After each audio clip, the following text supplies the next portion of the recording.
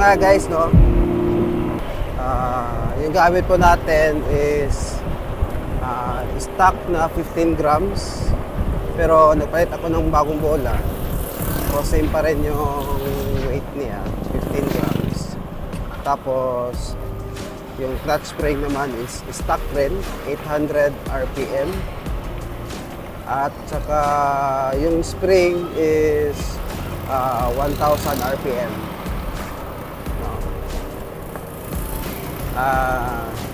Naka-regroove din tayo ng bend. Pinalitan natin yung bend ng regroove with knurling. Shout out kay Team Maliklit ng Pasay. Galing po sa kanilang Shopee or Lazada yung knurling na regroove bell. In-order ko sa kanila, no? Tapos gamit ko din na lining is rebonded hard lining. Sa kanila pa rin galing, Team Maliklit Pasay, no? Ito na po yung performance niya. So yung gamit po natin na pulley is stock pa rin. Saka bando belt, bagong bando belt na pang ADB 175 F5. So ito na nga yung performance niya. Ako po ay 85 kilos. Yung kasama kong OBR na aking asawa is 50 kilos. Tapos meron kaming dalang mga grocery. Estimated ko nasa mga 25 plus kilos ito, no? Tapos meron pa akong mga gamit doon sa likod sa 65 liters na box ko. Meron akong complete set na pang CVT repair ng mga tools. Tapos meron ding mga ibang accessories. Tapos ano pa tayo, no? Meron pa tayong crash guard at iba pang mga accessories na ikinabit. So matotal yung weight talaga is more or less nasa mga 180 kilos, no? So try natin ito sa paakyatan kung kumusta ang performance niya. Kasi dito sa amin sa Iligan City, sa Rogongon, madami talaga akyatan dito. Meron talaga akyatan na sobrang matarik. So matry natin, no? So merong patag dito guys, try natin yung top speed nito na current setup na pinakagusto ko para sa amin dito, no? Kasi puro paahon yung mga lugar namin dito. So try natin dito.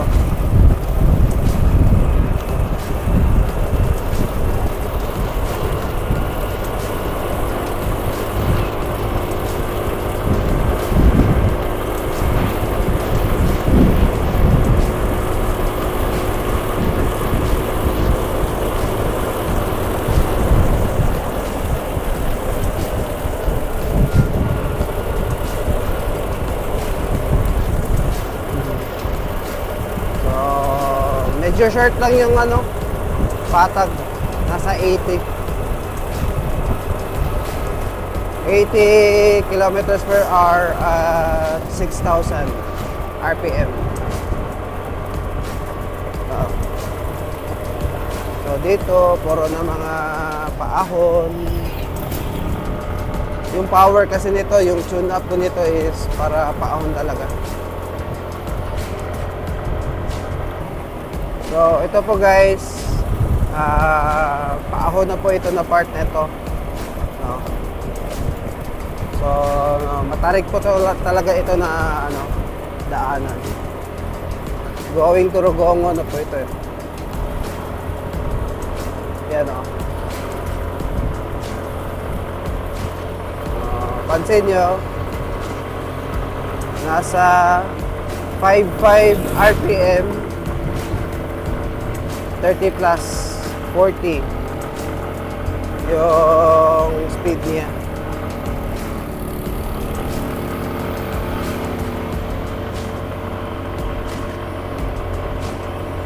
Tapos 5,000 RPM, andyan na sa 40. Oh.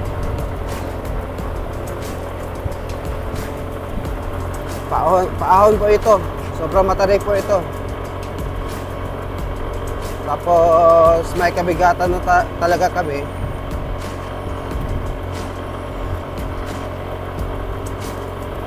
Yun. So far, ito po talaga yung recommended ko na setup para sa mga heavy riders, mga laging may OBR, laging may karga.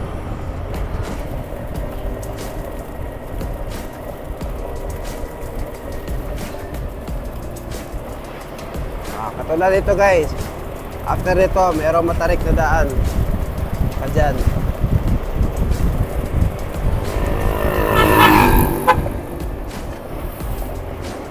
Ito. Yun, no? 5,000 RPM.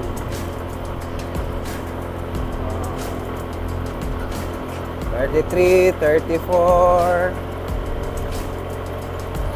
Ang lakas ng pull, guys. Oh, yan. Nag-40 na. Meron pang matarik dun. Pakyat. Yan. 36, 37. Yan, no?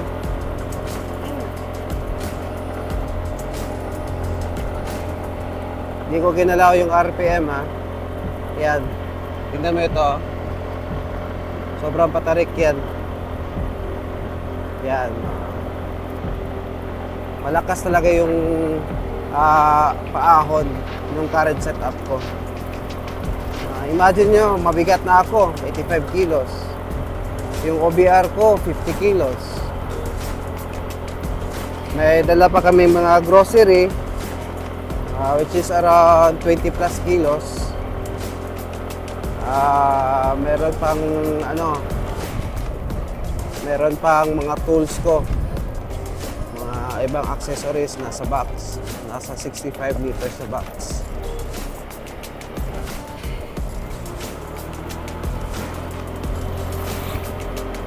Kaya ito meron akong OBR. Yan. Ito pa. Mabigat po yan. Mga grocery. Meron pa po yan diyan sa sa 65 liters na box. Puno po yan. Yung ibang grocery nalagay ko diyan sa box.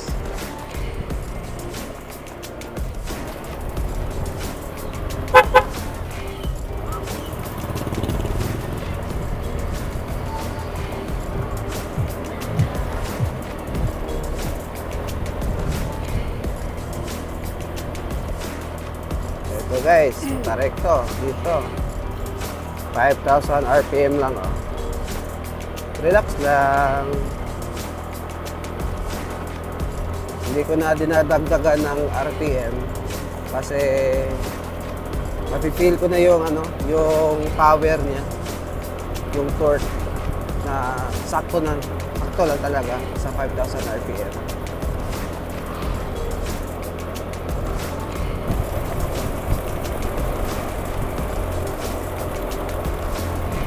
Ito naman guys, ito yung sinasabi ko na patarik na parang bituka ng manok. Pag ganyan. Tingnan nyo. Tingnan natin kung gaano ka suabe yung setup. Pero 5,000 RPM. Yan, matarik, sobra. Uy, yun. Buga-buga. Dito.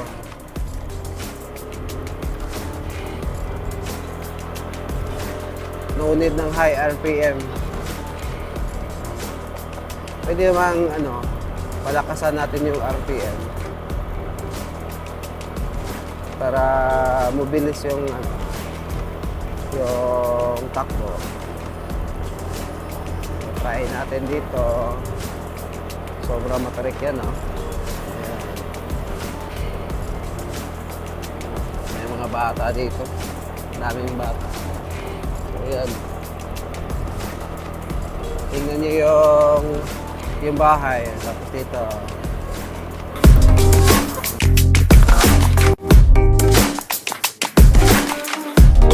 Gaano katarik yan. Ganyan po katarik dito. Yun.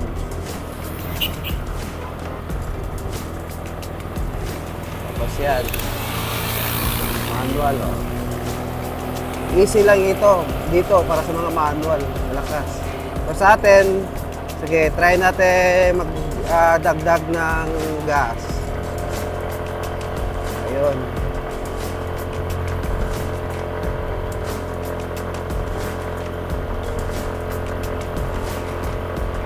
$33. Ito nasa mga 5,100 RPM. Yun.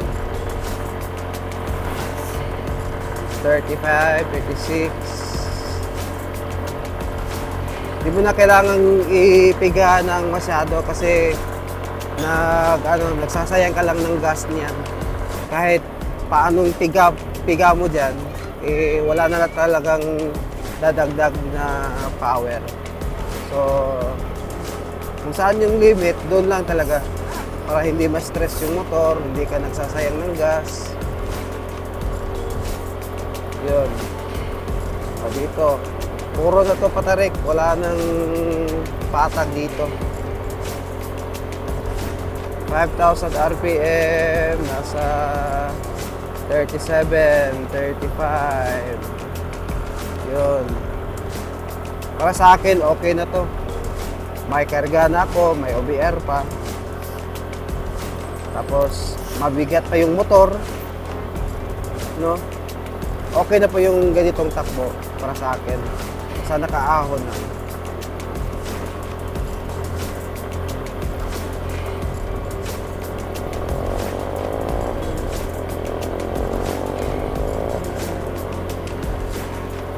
Dito, puro scaling. Dito na po yung pattern. Oh, ito, matarik dito guys. Ayan.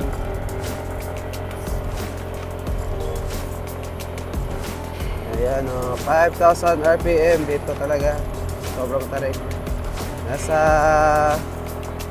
23. 22, yun. Pero 5,000 lang yan. Hindi ko na dinagdagan. Pwede ko namang dagdagan, pero sayang lang yung gas.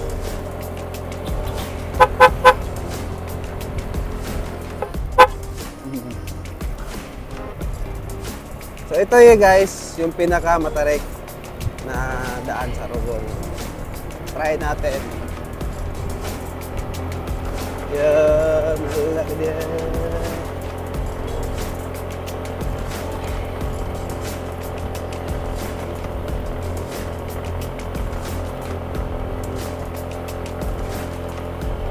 Kayang-kaya guys. 5,000 RPM. Yan o. Sobrang matarik yan. Kaya.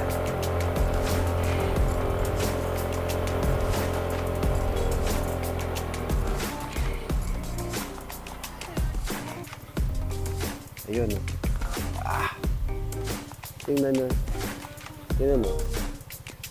Sobrang tarik yan. Ang baba. Ganito yung doon pa taas, matarik po yan. Pero ito po yung pinakamatarik na daanan dito.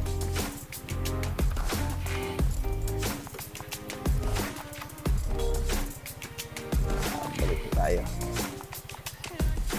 Tingnan mo yung, yun po yung level.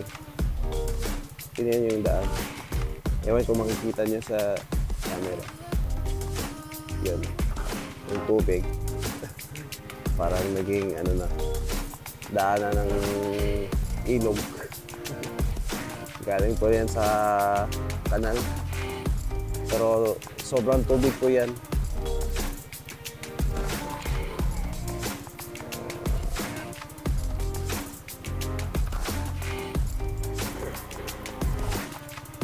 Yan.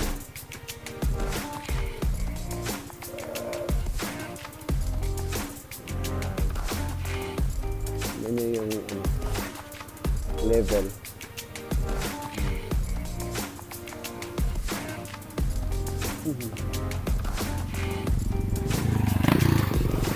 Baba po dito. Ito, tawagan.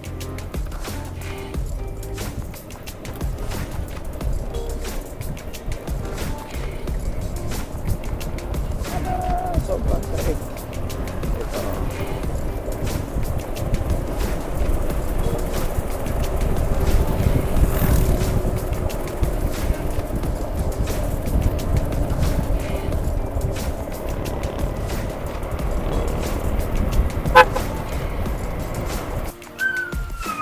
Yun. Home sweet home.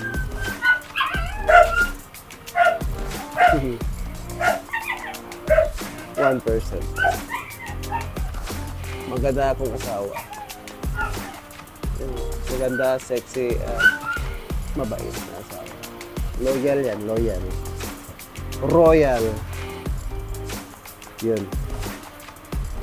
So, full pa. Hindi pa nakunan.